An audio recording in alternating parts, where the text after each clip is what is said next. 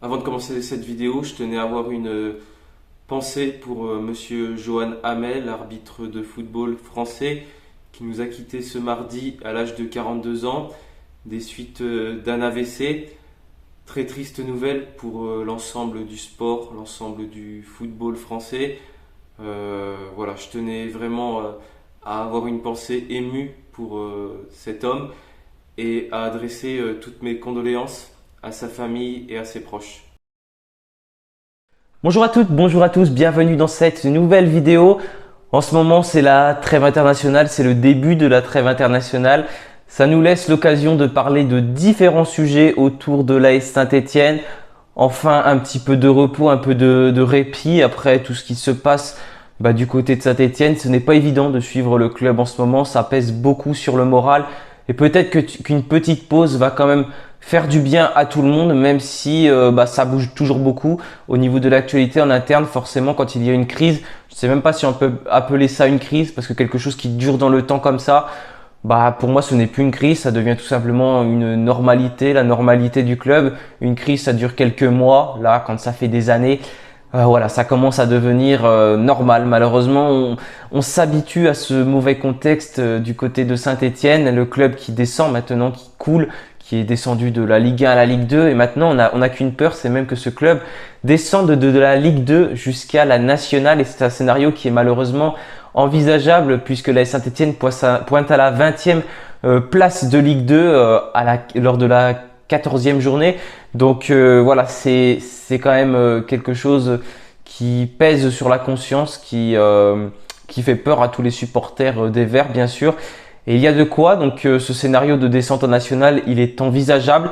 C'est pourquoi on va l'aborder à travers cette vidéo. Qu'est-ce qui pourrait se passer si Saint-Étienne descend en national? Vous m'avez beaucoup demandé de traiter de ce sujet, donc je vais essayer de faire du mieux que je peux. Bien sûr, je n'ai pas d'informations exclusives sur voilà, ce qui se passe en interne du côté de Saint-Étienne, donc ça ne me permet pas donc d'évoquer de manière très précise, mais je vais quand même essayer de donner mon avis, mon analyse, pour qu'on puisse débattre tous ensemble de ça. D'ailleurs, si vous avez d'autres sujets, n'hésitez pas à me le dire en commentaire. Bien sûr, j'espère que cette vidéo ne servira à rien et que le club ne descendra jamais en national. Mais voilà, je voulais traiter de cette vidéo parce que je trouvais que c'est un sujet important. Saint-Étienne n'est jamais descendu en national dans son histoire. On aurait pu descendre en 1997, je crois. Et il y avait eu un Jérémy Janot qui avait fait un très bel arrêt réflexe vers la 87e, 88e minute et qui avait permis à l'AS Saint-Étienne de se maintenir en D2 à cette époque-là. Et là, Saint-Étienne aurait déposé le bilan. Peut-être qu'à ce moment-là, je n'aurais même pas ma chaîne YouTube, je ne vous parlerai même pas de ce club parce que je ne l'aurais pas connu, je n'étais pas né à cette époque-là, je n'en sais rien. En tout cas, ce scénario ne s'est pas produit.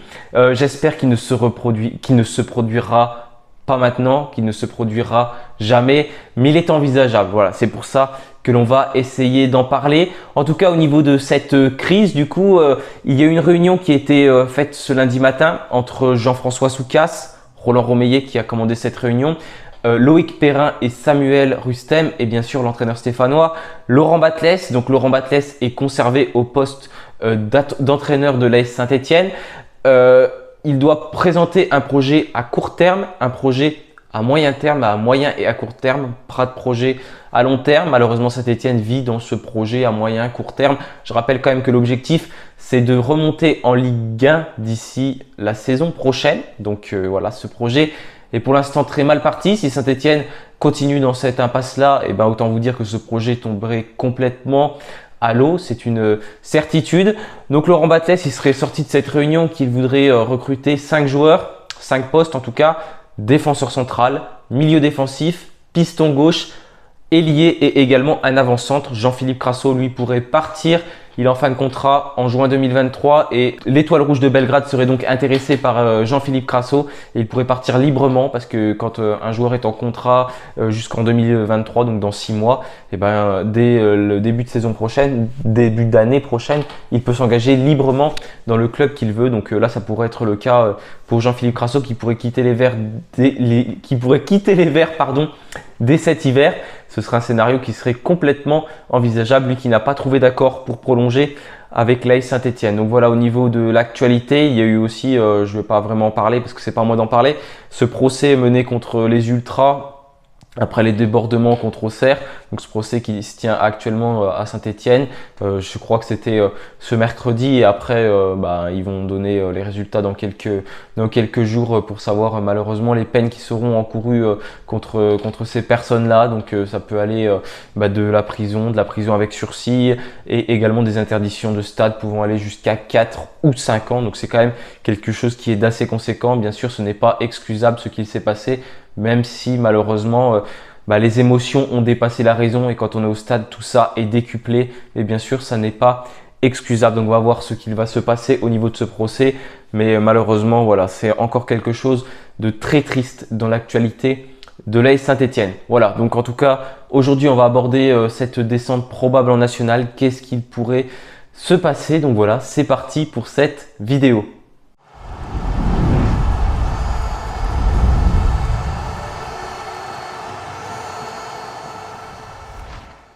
Donc voilà, déjà, il y a cette première question. Est-ce que si Saint-Étienne descend en national, le club sera toujours professionnel? Comme vous le savez, ce championnat pour l'instant n'est pas encore professionnel. Il n'y a que le championnat de Ligue 1 et de Ligue 2. C'est sans doute un projet pour le futur de le faire devenir professionnel. Il y a quelques clubs cependant qui ont ce statut, notamment l'AS Nancy-Lorraine. Et Saint-Étienne donc pourrait le garder. Pourquoi? Alors, quand on descend, imaginons on descend à la fin de la saison. Imaginons on descend en national, on ne parle même pas de national 2, national 3 si on doit déposer le bilan. Si on descend en national, Saint-Étienne doit faire une demande dans les 15 jours qui suivent la dernière journée de championnat entraînant la relégation sportive.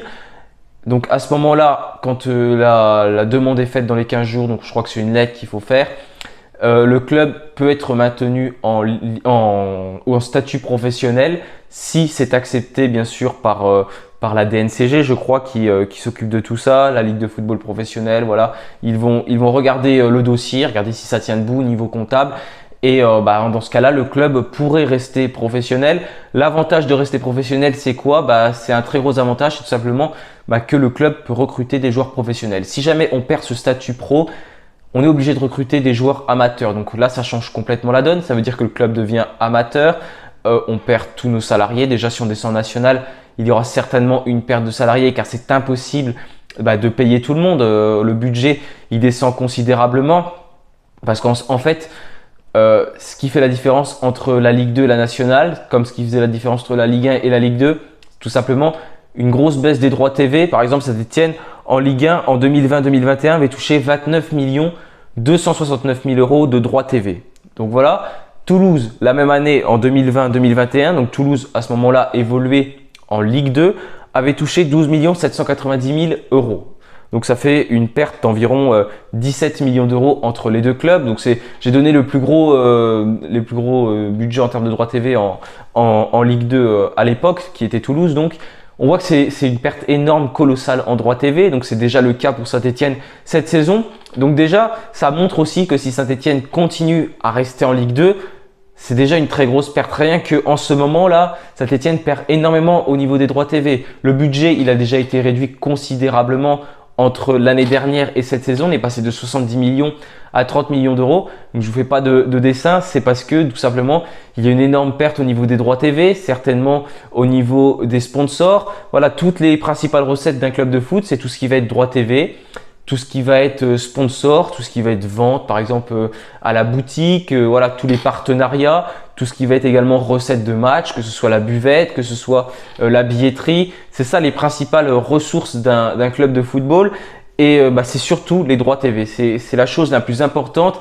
Et quand on passe de la Ligue 1 à la Ligue 2, la perte elle est déjà énorme. En plus avec tous les fiascos qu'il y a eu, notamment Mediapro, Canal+, tout ça, il y a eu une grosse perte avec le Covid. Ça a été très compliqué. Et si on passe en national, c'est encore pire parce qu'en national, en fait, il n'y a pas vraiment de diffuseur à part Canal+, qui diffuse seulement un match le lundi. Je crois que c'est à 18h30, donc ce serait Saint-Étienne sera à coup sûr diffusé sur Canal+ Sport ou Canal+, je ne sais plus la chaîne, tous les lundis, parce que comme en Ligue 2, vous savez, c'est beIN Sport qui choisit l'affiche, donc ils nous prennent. Là, je suppose que c'est pareil, c'est la meilleure affiche qui est diffusée. Imaginez un club comme Saint-Étienne descend. Donc on serait certainement diffusé par Canal+. Donc au niveau des droits TV, c'est sûr qu'on gagnerait plus que les autres. Je pense que cependant, la perte serait quand même énorme parce qu'il n'y a pas de chiffre dévoilé malheureusement. Mais en tout cas, on peut imaginer qu'un club qui est en national à des droits TV qui, je ne sais même pas par rapport aux millions d'euros, je peux pas donner de chiffres parce que je ne les ai pas, mais je pense que on voit déjà le gouffre entre le championnat de Ligue 2 et de Ligue 1 et de Ligue 2. Imaginez le gouffre financier entre le championnat de Ligue 2 et de National. Donc au niveau des droits TV, ce serait une perte considérable. Sinon, tous les autres matchs sont diffusés sur FFF TV. Donc voilà pour l'AS Saint-Etienne qui pourrait perdre énormément en termes de droits TV.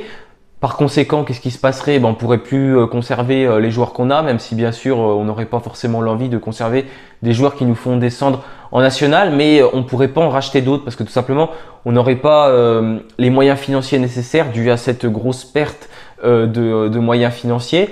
En plus, on serait bien sûr surveillé de très près pour savoir comment on gère nos comptes et voilà, on serait forcément beaucoup surveillé. Notre budget devrait chuter considérablement.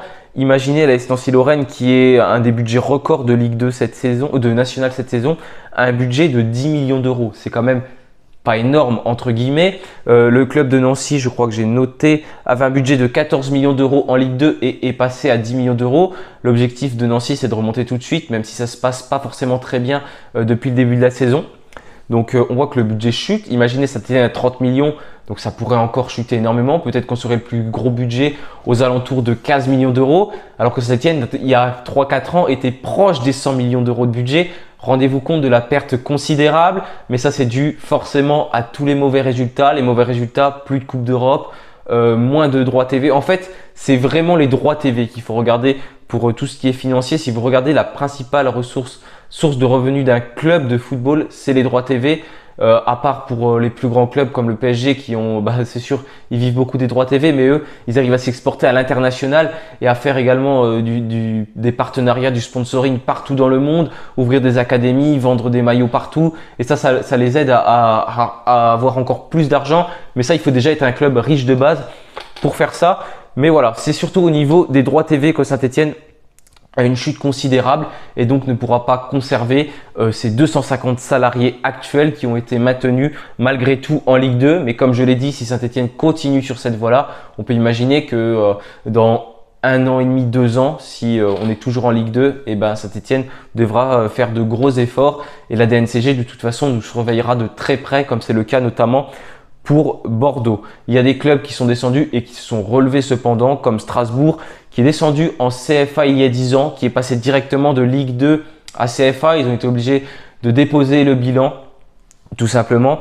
Donc ça pourrait être le cas pour Saint-Etienne, vous le savez aussi, parce qu'on n'est pas tout simplement un club qui est fait pour descendre, parce qu'on n'a pas, on n'a pas il y a des clubs qui sont conçus pour ça, ils savent qu'ils font l'élastique entre la Ligue 2, la Nationale. Nous, on n'est pas conçus pour ça, on a un club qui est conçu pour être en Ligue 1. Regardez les infrastructures de l'AS Saint-Etienne, les joueurs, voilà, tous les salaires et tout. Imaginez si à la fin de l'année, on nous dit vous avez perdu 10-15 millions par rapport aux droits TV. Ouah, ça fait mal, on peut plus payer tout ce qu'on est censé payer. Et du coup, c'est dans ces cas-là, on peut se retrouver en très grosse difficulté et pas le choix de déposer le bilan. C'est ce qui pourrait arriver. Et ça, on va certainement avoir des informations là-dessus au fur et à mesure que la saison avance.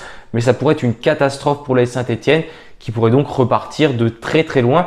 Et au niveau amateur, après, c'est peut-être entre guillemets une bonne chose parce que vous le savez, le club, il doit être vendu parce que financièrement, tout simplement, les investisseurs actuels n'ont pas les moyens, ont fait plein d'erreurs, ont mis le club en difficulté, même si bien sûr, il ne faut pas oublier ce qu'ils ont fait avant. Mais si le club est de plus en plus en difficulté et que on ne veut pas le vendre derrière, et tout simplement, il y a une perte d'argent qui est de plus en plus considérable. Et pour se relever, ça devient de plus en plus compliqué. On est vraiment à la limite du gouffre financier. On est à la limite tout simplement d'être en grand danger pour sauver ce club qu'est l'AS Saint-Etienne. C'est pourquoi il va falloir réussir à vendre ce club. Et si jamais on repart de zéro, peut-être que quelqu'un pourrait reprendre le club et à ce moment-là, le faire remonter petit à petit. Ça changerait tous les gens qui travaillent au sein du club. Ça changerait toute l'institution de l'AS Saint-Etienne.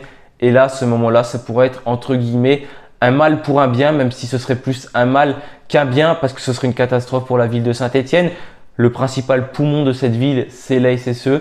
Je ne vis pas personnellement à Saint-Étienne, donc je peux pas donner mon ressenti sur ce qu'est Saint-Étienne, ce qu'est l'ASSE à Saint-Étienne, mais en tout cas de ce qu'on voit, de ce qu'on entend partout, si Saint-Étienne n'est plus là, si l'ASSE n'est plus là, c'est Saint-Étienne carrément qui est en grand danger. Voilà, si vous vivez à Saint-Étienne, vous n'hésitez pas à me dire tout simplement ce que vous pensez. Déjà, si vous avez ressenti quelque chose entre la descente en Ligue 1, de la descente de la Ligue 1 à la Ligue 2. Mais je sais que pour une ville comme Saint-Étienne qui mise beaucoup sur son club de foot, au niveau des investisseurs qui peuvent venir partout dans la ville, au niveau des partenariats que peut engager la ville de Saint-Étienne, si le club de football n'est plus attractif, la ville ne l'est certainement plus, même si Saint-Étienne fait des gros progrès, notamment en termes de design. Donc voilà, en tout cas, pour cette vidéo, pour ce qu'il pourrait se passer du côté de Saint-Étienne en cas de descente en national. Donc ce qu'il faut retenir, c'est une très grosse baisse des droits TV, ce qui nous mettrait donc en très grosse difficulté financière. Le statut professionnel pourrait être conservé pendant 2 ans si on en fait la demande dès qu'on descend en fait en national. Après, il faut refaire la demande l'année suivante et je crois qu'au bout de 2 ans, on ne peut plus refaire la demande. Par contre, en tout cas, il faudrait que je vérifie l'info, mais il me semble qu'on ne peut plus. Et puis voilà, du coup, pour l'AS Saint-Étienne, pour tous les salariés, pour tout le monde, ce serait une catastrophe, mais on pourrait repartir de zéro et potentiellement sur un nouveau projet. Voilà, merci à tous d'avoir suivi cette vidéo. Je sais pas si j'ai été clair, c'est pas évident parce que ça me fait beaucoup de mal de parler de ça, d'imaginer ça en même temps que je vous en parle. J'imagine Saint-Étienne en national et voilà, c'est quelque chose qui est horrible à imaginer. J'arrive déjà pas à imaginer le club en Ligue 2, alors l'imaginer en national, même pire encore en National 2, National 3, le club qui ne serait même plus diffusé à la télé, qui repartirait de zéro, mais c'est très dur à imaginer, mais malheureusement c'est un scénario qui est possible. J'espère qu'il ne se réalisera pas. En tout cas, va falloir rester derrière le club, soutenir. Espérons que les présidents réalisent enfin ce qu'il se passe, qu'on réalise aussi un mercato digne de ce nom, même si ça me paraît très compliqué. Pourquoi? Parce que réaliser un bon mercato, déjà quand on était dans les derniers de Ligue 1, c'était compliqué. Imaginez dans les derniers de Ligue 2, qui veut vraiment venir à Saint-Étienne aujourd'hui?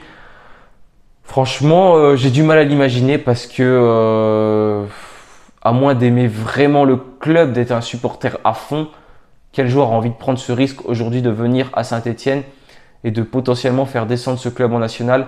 À mon avis, pas grand monde. Voilà, n'hésitez pas vous à me donner votre avis, sachant qu'en plus financièrement, on n'a pas des moyens illimités, des moyens XXL. On en parlait déjà au mercato estival. Si en plus il faut réaliser des gros coups là, même si des joueurs vont peut-être partir comme Seydou Sow, comme Michael Nadé, comme peut-être Etienne Green, mais c'est pas ça qui va nous rapporter des millions d'euros parce qu'on n'a pas de joueurs qui ont une très grosse valeur marchande en ce moment. Donc pour renflouer les caisses, c'est quelque chose qui ne va pas être simple. Voilà, merci à tous d'avoir suivi cette vidéo. Je vous souhaite une bonne fin de semaine et puis bien sûr, allez les Verts, salut à tous.